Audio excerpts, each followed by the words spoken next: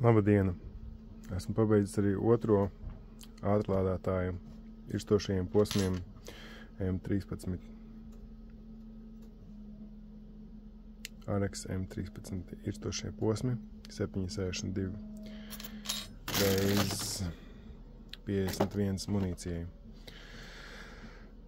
Tātad ņemam patronus un es daru šādi, ka es uzlieku roku. Tagad ir grūti ar vienu roku filmēt un stumt. Vai kreiso roku es pieturu šeit un ar labo iestumu. Es uzlikšu pauzi un iestumšu ātri.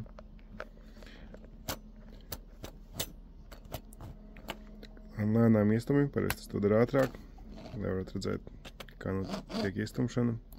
Ieiet iekšā, noklikšķi. Tad mēs varam ņemt nākamo.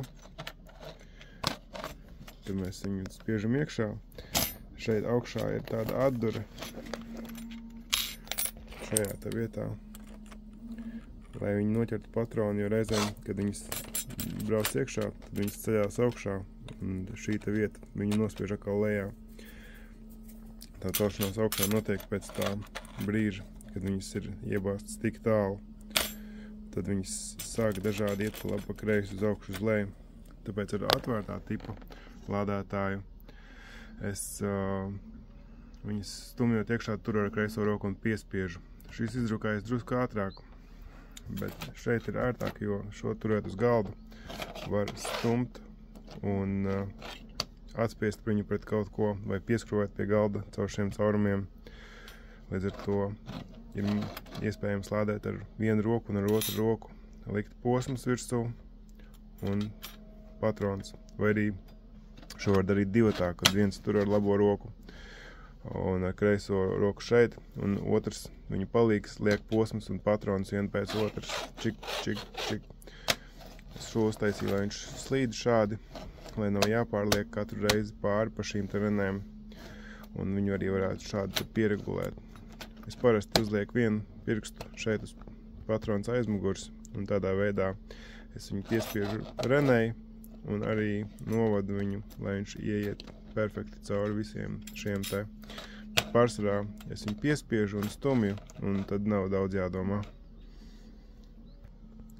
Šeit es uzliku to ar atvērto augšu. Manuprāt, tas ir gaumas jautājums, kurš no šiem variantiem ir labāks. Esmu arī piešāvies, kad pa 3 posmiem vienlaikus ņemu, kad viņi ieliek šeit pirkstus, un tad vienkārši iekrāmē pa 3. Ja palīgs jau ir iepriekš sakrāmējis, tad varētu paņemt un lādēt. Šeit arī ir tas pats, kad lādēju, lieku vienu roku šeit virsū un ar otru roku un lādētāju stumju vietā. Šim es neesmu vēl uztaisījis šos caurums, bet izlabotajā failā, ko esmu updatojis, tas ir iekļauts. Tas ir svarīgi, jo šie te posmi bieži ir lasīti no zemes, un šajās te vietās krājās smiltis. Lai tas nenotiktu, ir šie te caurumi. Stumjot patronus ar šiem te patronu irstošajiem posmiem, tās smiltis tiek stumdītas uz priekšu uz apakaļ un viņas izstumjās ārā.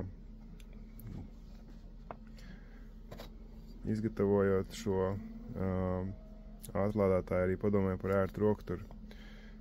Šis bija diezgan ērts, bet nedara abām rokām, labročiem un krēļiem. Šis bija sākumā, nav apgrieztas malas. Tas ir no G36 paplātes tipa ātrlādētāja. Un tad beigās es uztaisīju šādu te, kad var uzlikt īkšķi gan kreisai rokai, gan pirkstus. Un ar labo roku arī ir ērti.